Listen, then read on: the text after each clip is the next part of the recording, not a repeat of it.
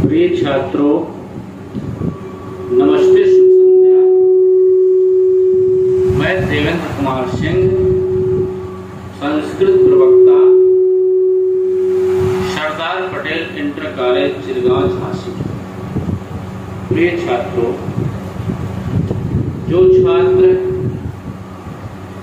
UP board से हैं और इंटरमीडिएट में हैं, कक्षा 11 में हैं, उनके लिए साहित्यिक हिंदी एवं सामान्य हिंदी दोनों विद्यार्थियों के लिए आज हम रस की चर्चा करेंगे।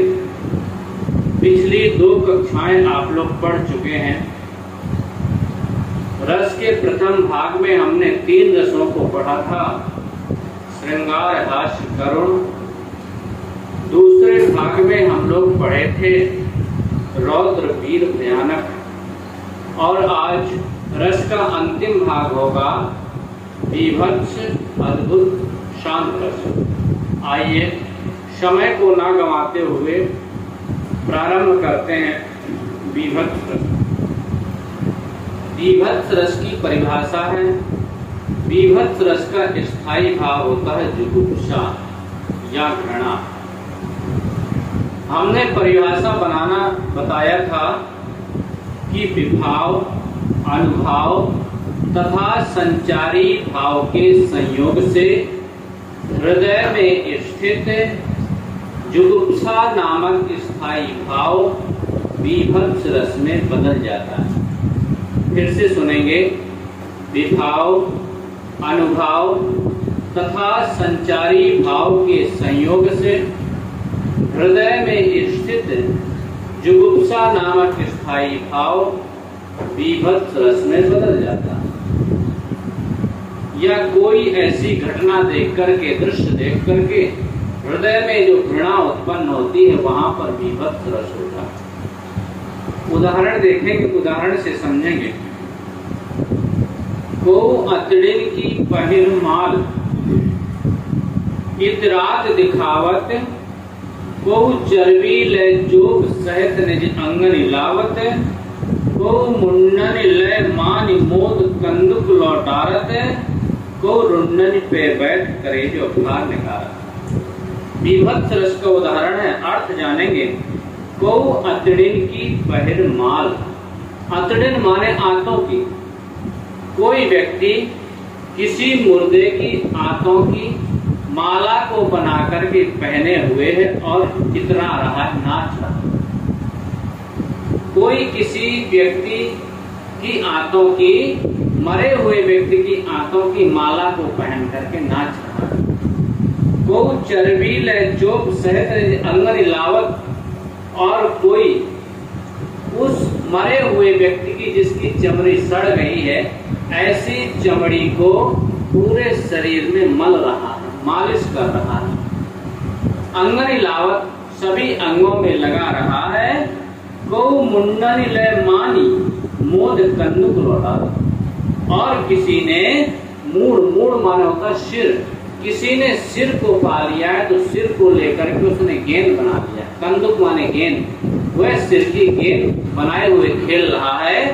गौ रुंडन पे बैठ, और जो उसका सिर होता है, सिर यदि कट जाता है तो धड़ से बचता, धड़ को रुंड कहते हैं। को रुंडन पे बैठे, को उन रुंडन पे बैठ करके उस व्यक्ति का कलेजा निकालना, कलेजा बाहर निकालना।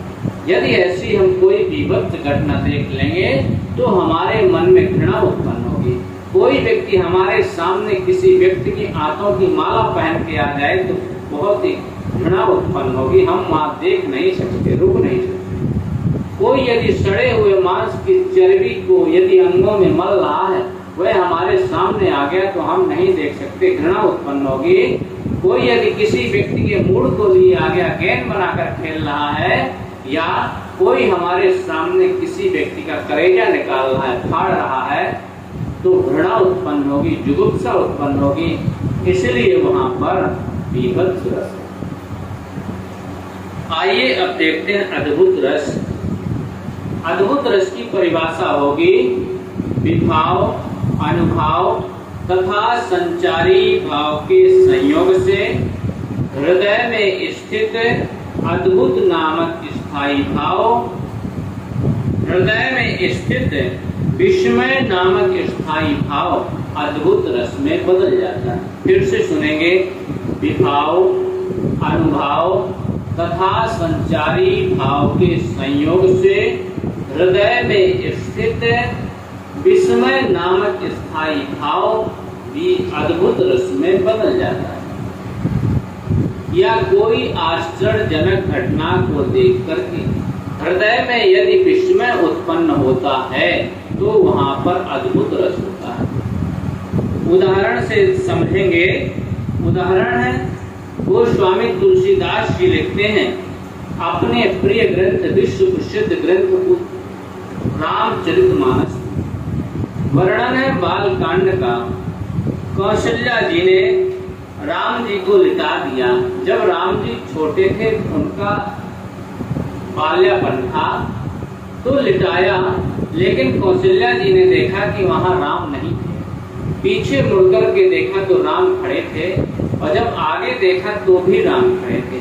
दोनों ओर उन्हें राम ही राम दिखाई दिए, तो उन्हें अद्भुत हो गया, उन्हें आश्चर्य हो गया, उन्हें विस्मय हो गया। ये दो बालक कहाँ से आए? चौपाई है, यहाँ वहां दुई बालक देखा। इस तरफ देखा तो बालक था, उस तरफ देखा तो बालक था। यहाँ वहां दुई बालक देखा, मति भ्रम मोर की आनी विशेखा। उनकी मति भ्रमित हो गई। मति भ्रम मोर की आनी विशेखा, तन पुलकित, उनका तन पुलकित हो गया, रोमांचित हो गया। तन माने शरीर, उनका शरीर पुलकित हो गया। मुख वचन न आवा, उनके मुख पर कोई वचन नहीं आ रहा है कि यह दो बालक कैसे आ गए। नयन मूंद चरणन सिर नामा, उन्होंने फिर देख लिया यह स्वयं नारायण है, विष्णु का अवतार है। आंख मूंद करके चरणन सिर नावा, उन्होंने नेत्र बंद करके, आंख मूंद करके उनके चरणों में सिर नवाया। इसलिए एक बालक के स्थान पर यदि दो बालक दिखाई देते हैं तो वहां पर अद्भुत रस होता है। आगे देखेंगे अंतिम रस, शांत रस। शांत रस की परिभाषा होगी विभाव, अनुभाव तथा संचारी भाव के संयोग से हृदय में स्थित निर्वेद नामक स्थायी भाव शांत रस में बदल जाता है। उदाहरण देखेंगे। विनय पत्रिका का है, गोस्वामी तुलसीदास जी लिखते हैं, अबलो नसानी अबना नसइहो, राम कृपा भव निशा सिरानी, जागे फिर न डसइहो, पायो नाम चारु चिंतामणि, उर करते न खसइहो, श्याम रूप सुच रुचिर कसौटी, चित कंचन ही कसइहो, परबस जानी हस्यो इन इंद्रिन, निज बस भय न हसइहो, मन मधुकर पनकर तुलसी, रघुपति पद कमल बस। यह उदाहरण तुलसीदास जी लिखते हैं विनय पत्रिका में। अबलो नसानी अबना नसइहो। अबलो का मतलब अभी तक मैं नसा गया था। नसाना यानी बर्बाद हो गया था, अपना नसा। अभी तक मैं माया मोह में लिप्त था, संसार में लिप्त था, लेकिन अब मुझे पता चला कि यह सब बेकार है। नसाना का मतलब मैं अभी तक बर्बाद घूम रहा था, कोई काम का नहीं था, लेकिन अब मुझे नीचे की लाइन से देखेंगे, रघुपति पद कमल बस। लेकिन अब मुझे क्या करना है? रघुपति के चरण कमल रूपी चरणों को अपने मन में शामिल। मुझे अब कुछ किसी से मतलब नहीं है, न काम क्रोध मोह लोभ मद मत्सर, समाज से मतलब नहीं, किसी से मतलब नहीं है, केवल मुझे श्री राम के चरणों से मतलब है। मन में शांत अवस्था हो गई, इसलिए यहाँ पर शांत रस हो। इसका स्थायी भाव है निर्वेद, और शम भी स्थायी भाव।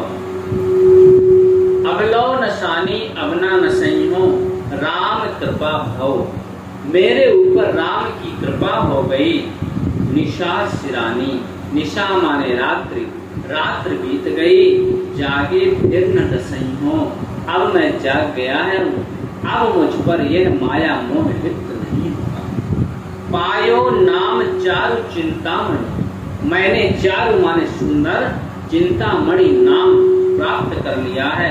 उर करते न खसई हो, उर माने हृदय, हृदय में करते ही उनको नहीं खसकाऊंगा। खसइयों का मतलब वह अब मुझसे छूटने नहीं पाएगा।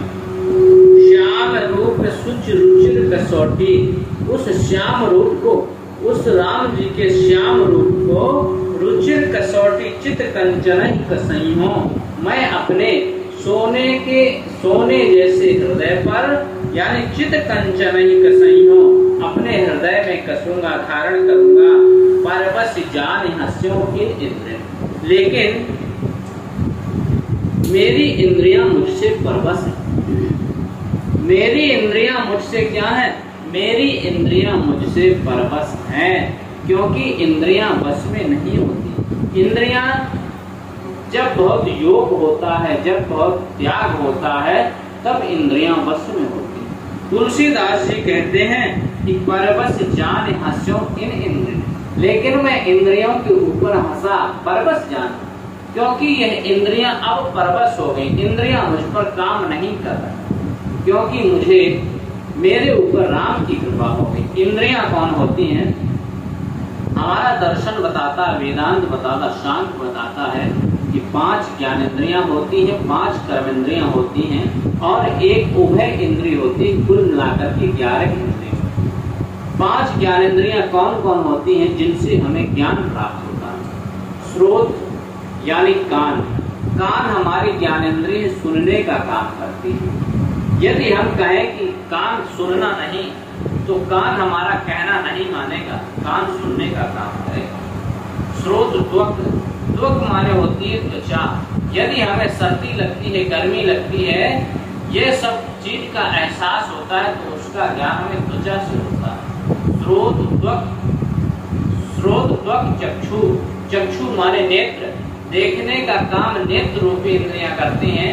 स्रोत त्वक चक्षु जिह्वा घ्राण, जिह्वा माने जीभ, जो हमें रसगुल्ले का मीठा स्वाद मिलता है, और रसगुल्ले का मीठा स्वाद मिलता है, मिर्च का कड़ू स्वाद मिलता है, ये हमें जिह्वा के कारण मिलता है।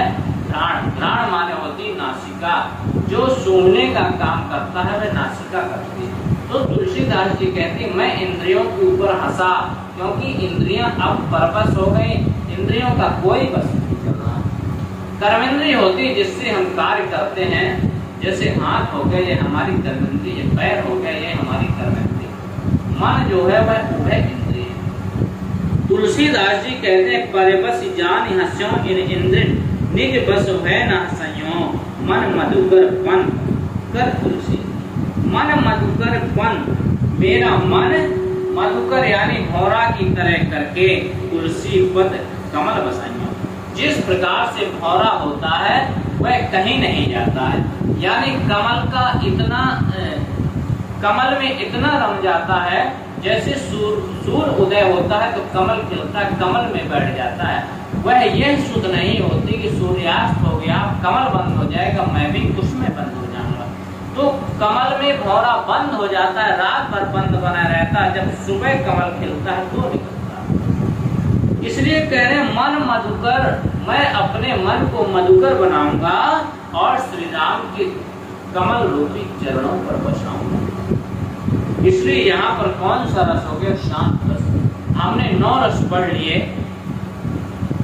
श्रृंगार रस, हास रस, करुण रस, रौद्र रस, वीर रस, भयानक रस, विभत्स रस, अद्भुत रस, शांत रस। 9 रस पढ़ लिए। इसके बाद कल हम लोग पढ़ेंगे छंद। कल छंद की वीडियो देखेंगे, 2 दिन में छंद समाप्त हो जाएगा।